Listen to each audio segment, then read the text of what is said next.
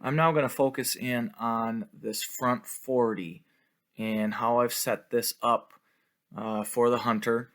And as looking at this, you can see there's a bunch of red lines. So what I actually did was I walked the property with my onX mapping system using my phone.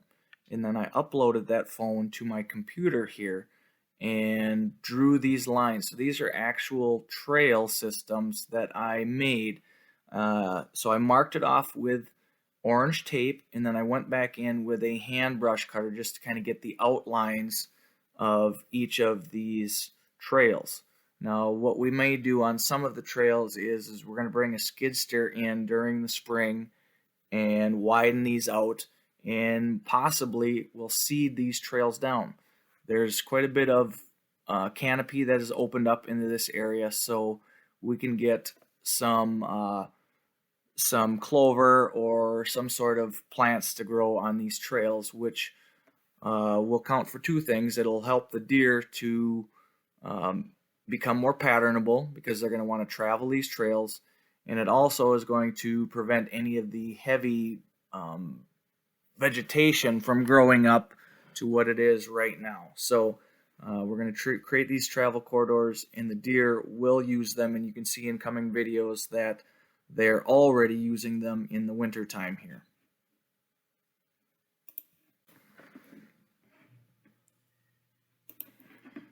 So as I'll explain in some of my upcoming videos, these trail systems aren't just random. They're going to create a pattern for deer to move. This is already a great bedding area, wonderful habitat.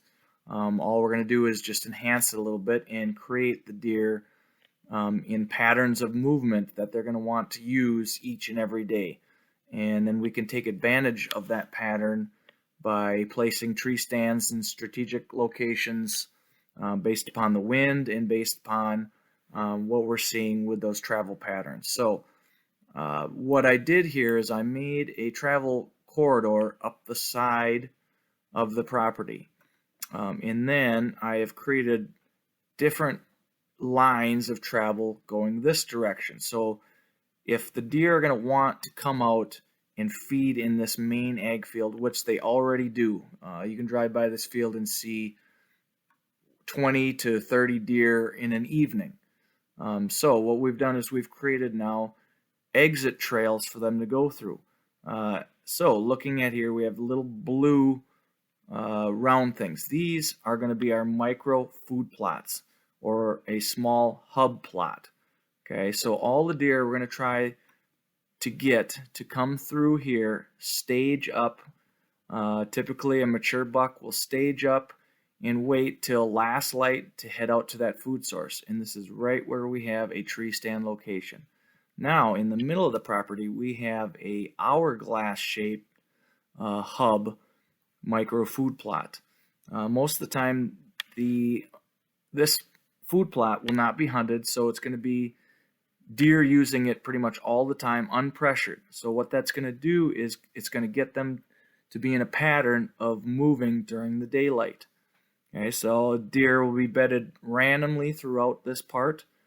They'll hopefully get up, come for a little bite to eat, and then head out to their main food source. So they have a main large food plot here.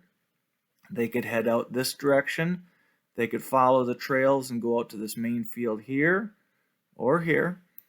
Or if they're going to head out to the main ag field out this direction, they are all going to be funneled down into one trail that leads out into that food plot.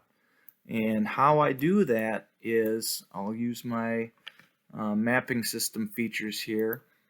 Is I'll use what's called screening. I'll use hinge cuts for screening. So we know we're going to access the property along this field line. So what I did, and you will see this in videos, is I've created hinge cuts in a parallel pattern right along this fence line. And I've made it so thick that it's going to be basically a visual screen that deer cannot see out into this. What this also does is it prevents any deer from wanting to come through out into this field. So we can come back in here after that and open up a couple spots for the deer to come through. Now, you know, typically deer like to hop, or bucks will travel from points and then come into a bedding area. So we can open up a little spot right here, which would be another great tree stand location. We could open one up here, but if we get deer coming through here, they're probably going to come downwind. We would want to play this on a northwest wind. So this would probably be a great spot. This is already a trail, so they definitely come through this area already. Alright, so what you'll be seeing here in this next video clip is me coming in, accessing from this direction. I'll be walking in, and you can see the deer already using it. So I'll be coming in here, I'll be showing you what the screen looks like here. There does look to be a few deer that are making it through there.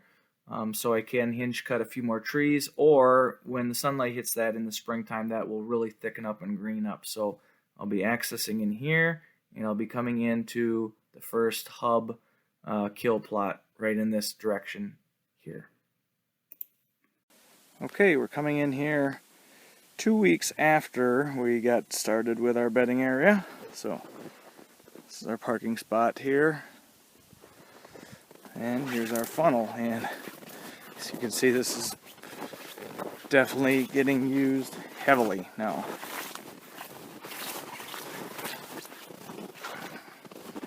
And it looks like there are a few deer getting through here, so I'll try to hinge cut a little bit more, get that stuff down. And you can see the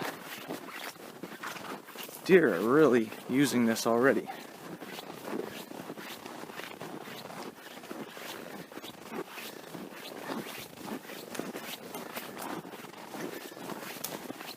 It's heavily beaten down.